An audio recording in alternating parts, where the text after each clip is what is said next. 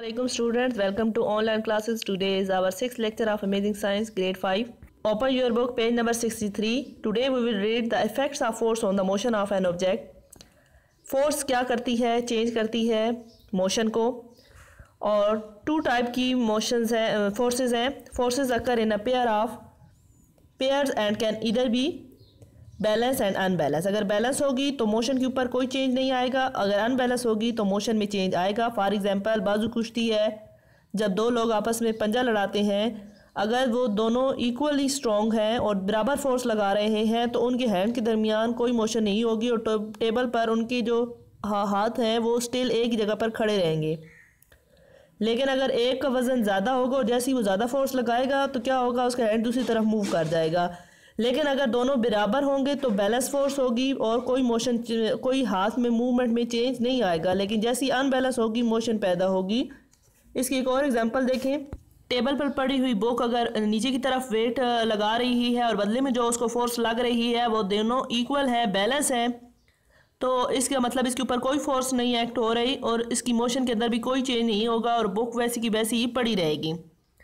इसके अलावा यहाँ पे बच्चों एक और आपको एग्जांपल दी गई है जिसमें टग ऑफ वार है। अगर नंबर ऑफ चिल्ड्रन इधर भी और इधर भी इक्वल होंगे और बैलेंस फोर्स लगाएंगे, इस तरफ लगने वाली फोर्स और इस तरफ लगने वाली फोर्स आपस में इक्वल होंगी, बस ऑपोजिट इन डायरेक्शन होंगी, तो क्या होंगी, बैलेंस होंगी और कोई चेंज नहीं आएगा रस्सी के अंदर। लेकिन जैसे ही नंबर ऑफ चिल्ड्रन इंक्रीज की जाए या एक तरफ वाले बच्चे ज़्यादा जोर लगाएंगे तो इसमें चेंज आएगा और मोशन में चेंज आएगा। लेकिन अगर रिजल्टेंट फोर्स इक्वल होंगी, दोनों लगने वाली फोर्सेस इक्वल होंगी और रिजल्टेंट फोर्स 0 हो जाएगा तो कोई चेंज नहीं होगा मोशन के अंदर। लेकिन अनबैलेंस फोर्स जिसकी तरफ से अगर एक तरफ से ज़्यादा फोर्स लगाई जाए, for example 2 person push a car, वो एक तरफ से ज़्यादा फोर्स लगा रहे हैं, गाड़ी में चलाने वाला जो बंदा है वो भी इसी डायरेक्शन में फोर्स लगा रहा है और दो बंदे और भी इसी तरफ डायरेक्शन में, तो वो चीज़ अनबैलेंस फोर्स होगी और वो कार जो है वो मूव करना स्टार्ट कर देगी। Force in the same direction combined by addition, तो एक ही तरफ सारी फोर्सेस लग रही हैं, बदले में कोई रिपेल्जन फोर्स या ऑपोजिट डायरेक्शन में कोई फोर्स नहीं लग रही, जिसकी वजह से ये अनबैलेंस फोर्स हैं और वो उसी डायरेक्शन में मूव करना शुरू कर देगी। नेक्स्ट बच्चों, open your book page number 65। That is topic is the friction. Friction क्या है? बेसिकली रगड़ है। दो सरफेस के दरमियान जो उनके रफ एजेस होते हैं वो आपस में जब टकराते हैं तो फोर्स जो पैदा होती है उसे फ्रिक्शन फोर्स कहा जाता है।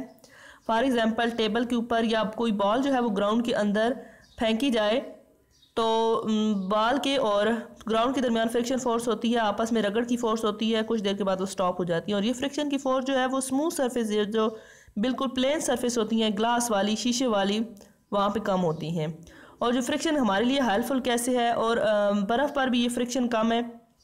The smooth surface like ice and glass, the force of friction is less, force of friction कम होती है। ये फ्रिक्शन फोर्स हमारे लिए किस तरह हेल्पफुल है, ये हमें चलने में मदद करती है। इसके अलावा ये हमें लिखने में भी हेल्पफुल है। इसके अलावा क्लाइंबिंग के में भी हेल्पफुल है। और हमारे हाथ जो आपस में रगड़ खाते हैं, जब हम उनको आपस में रब करते हैं तो वहाँ भी फ्रिक्शन फोर्स अप्लाई होती है। और हमारे जब हम वॉक करते हैं तो शूज़ के दरमियान और ग्राउंड के दरमियान भी फ्रिक्शन फोर्स होती है। जब हम राइट करते हैं तो हमारी पेंसिल और हमारी पेपर के दरमियान भी फ्रिक्शन फोर्स होती है। इसके अलावा बच्चों फ्रिक्शन जो है वो गाड़ियों पे, रोड पर चलने वाली गाड़ियों में के लिए भी हेल्प होती है, क्योंकि वो उन्हें अलाउ करती है टायर के और रोड के दरमियान फ्रिक्शन की वजह से वो ग्रिप करते हैं और वो स्टॉप कर सकते हैं। जब हम ब्रेक लगाते हैं तो फ्रिक्शन फोर्स इंक्रीज होती है और ये फ्रिक्शन फोर्स जो है वो हेल्पफुल है फॉर राइटिंग, वॉकिंग, क्लाइंबिंग।